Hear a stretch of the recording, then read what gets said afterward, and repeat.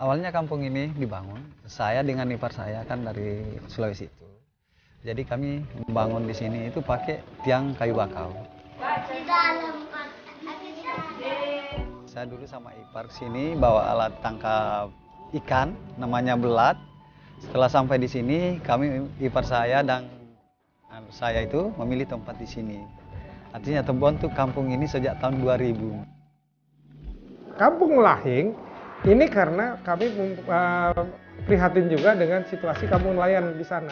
Mereka hidup bukan di pulau, tapi mereka membuat kampung di atas laut gitu loh. Ini seperti kampung laut.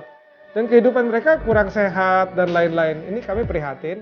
Nah, kami sekarang berusaha ini dalam jangka panjangnya ingin menciptakan bahwa ini suatu sebagai desa wisata lah, kampung wisata di atas laut.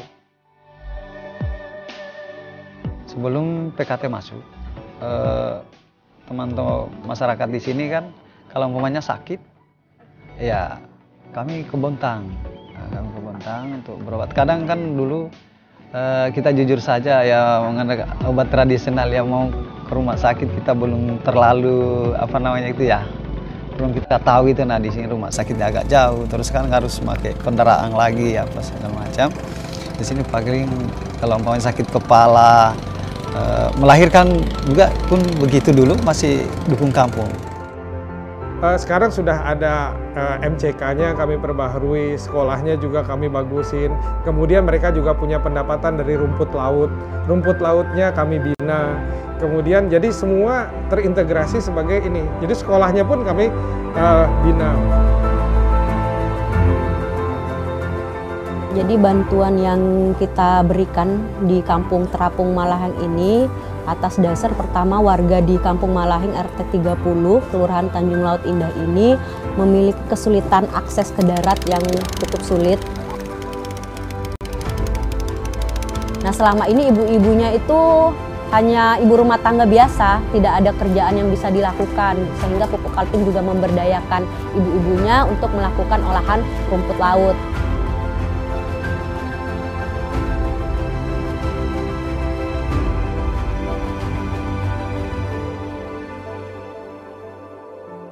Pupuk Kaltim melihat bahwa geografis Kota Bontang ini 70% laut, ya 30%-nya luas daratan.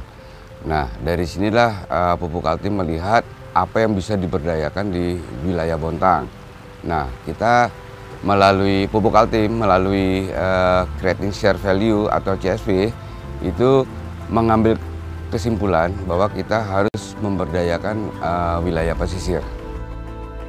Kita melihat kehidupan para nelayan di sekitar pesisir Bontang ini, awalnya mereka hanya pencari ikan ya. Pencari ikan itu bisa memancing, menjaring ya.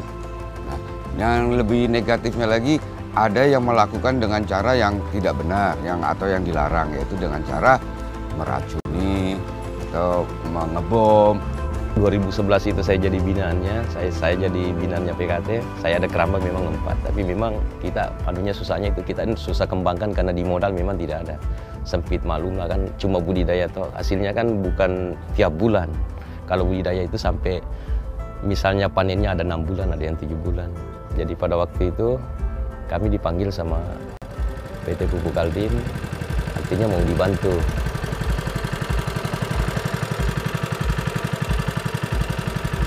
Pak Ismail yang pekerjaan sehari-harinya sebagai nelayan, ini kita rangkul ya.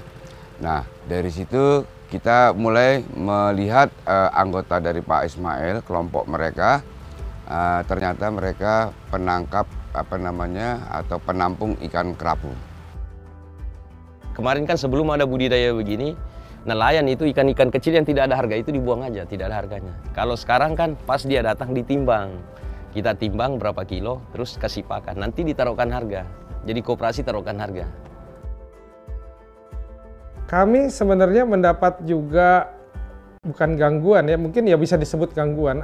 Pada waktu itu nelayan-nelayan banyak yang protes ke Pupuk Kaltim bahwa katanya Pupuk Kaltim melakukan pencemaran lingkungan dan lain-lain karena membuang limbah dan lain-lain. Nah ini kami akhirnya kita buat program membuat keramba jaring apung yang letaknya tidak jauh dari pabrik. Itu jaraknya dekat, dan di situ kami bikin keramba, bibitnya lobster, kerapu bermacam jenis. Nah, ini nelayan-nelayan ini kami minta mengurus ini, dan mereka membuat koperasi nelayan juga. Dan sekarang sudah mulai menghasilkan, dan kelihatan bahwa ini tumbuh. Artinya kami terbukti bahwa kami tidak membuang limbah gitu loh dari pabrik ke ini. Nah, mereka juga menjaga lingkungannya, tidak melakukan lagi pemboman ikan di laut dan lain-lain, dan juga menjaga perairan Pupuk Altim itu aman, dan juga biota-biota laut di sekitar Pupuk Altim ini akan terus berkembang.